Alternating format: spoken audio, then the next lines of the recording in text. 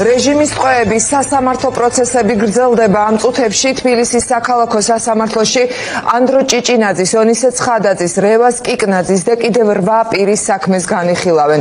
დაკავებულებს ჯგუფური ძალადობის ორგანიზებას და მასში მონაწილეობას ედავებიან. მსახიობ ანდრო ჭიჭინაძისთვის აღკვეთის ღონისძიების სახით პატიმრობის შეფარდება სტრასბურგის სასამართლოში უკვე გასაჩივრებულია. ქეთი ნადიბაიძე გვერდდება ახლა საქალაქო სასამართლოდან პირდაპირ ეთერში. ქეთი, რა ხდება სასამართლო პროცესზე და რა მოლოდინი აქვს დღეს განსასჯელების ახლობლებს, ოჯახის წევრებს და გულშემატკივრებს?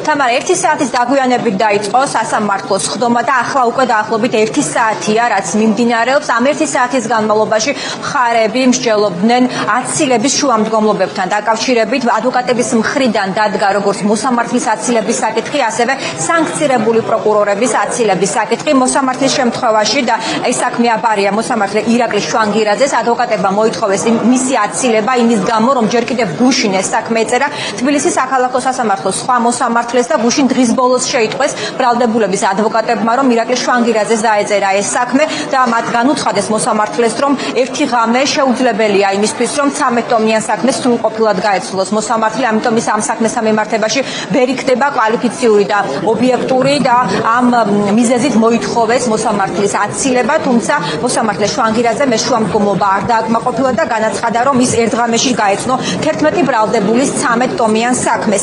რაც შეეხება პროკურორების აცილებას, ამის შემდეგ უკვე ასევე ადვოკატებმა დააყენეს ხადია უკვე პროკურორების აცილების საკითხიც.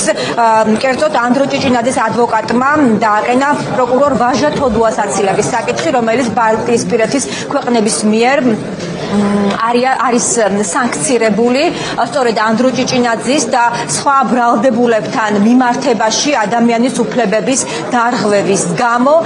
არ დაეთანხმა სანქცირებული პროკურორი ადვოკატების ამ მოთხოვნას, განაცხადა ხდომათა დარბაზში, რომ ეს ფაქტი მან შეიტყო მედით და რომ ეს გარემოება მის მუშაობაზე გავლენას არ მოახდენს. მოსამართლემაც გაიზიარა პროკურორის პოზიცია, თქვა, რომ ბუნდოვანი არის ამ სახელმწიფოების გადაწყვეტილება ქართველი საჯარო მოხელეების სანქცირებასთან დაკავშირებით და ამიტომ დააკმაყოფილა პროკურორის პოზიცია და უარი უთხრა აცილებაზე ბრალდებულების ადვოკატებს. ამ წუთებში გრძელდება ხდომა.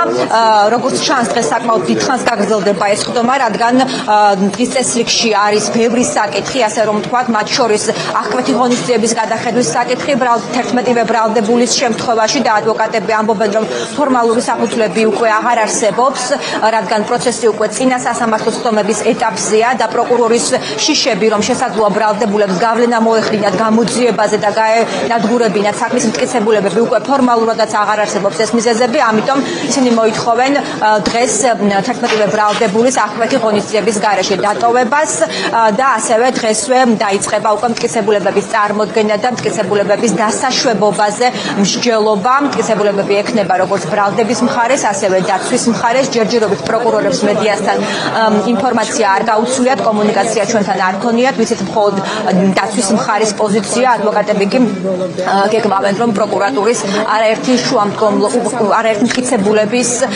დაუშვებლობის საკითხი დააყენონ. იქიდან გამომდინარე, რომ მიაჩნიათ, რომ ამ მტკიცებულებების ნაწილი არის უკანონოდ მოპოვებული, ან საქმესთან შემხებლობაში საერთოდ არ არის. მაღალია ინტერესი დღევანდელ ხდომასთან დაკავშირებით. ეს არის პირველი წინა სასამართლოს ხდომა 11 ბრალდებულის. მათ ედავება პროკურატურა ჯგუფურ ძალადობაში მონაწილეობას. უამრავი დამსწრეა დღევანდელ ხდომაზე, როგორც ბრალდებულების ოჯახის წევრები და ახლობლები, ასევე სადამკვირვებლო ორგანიზაციების წარმომადგენლები და ასევე დღევანდელ ხდომას აკურდებიან ამერიკის საელჩოს წარმომადგენლებიც.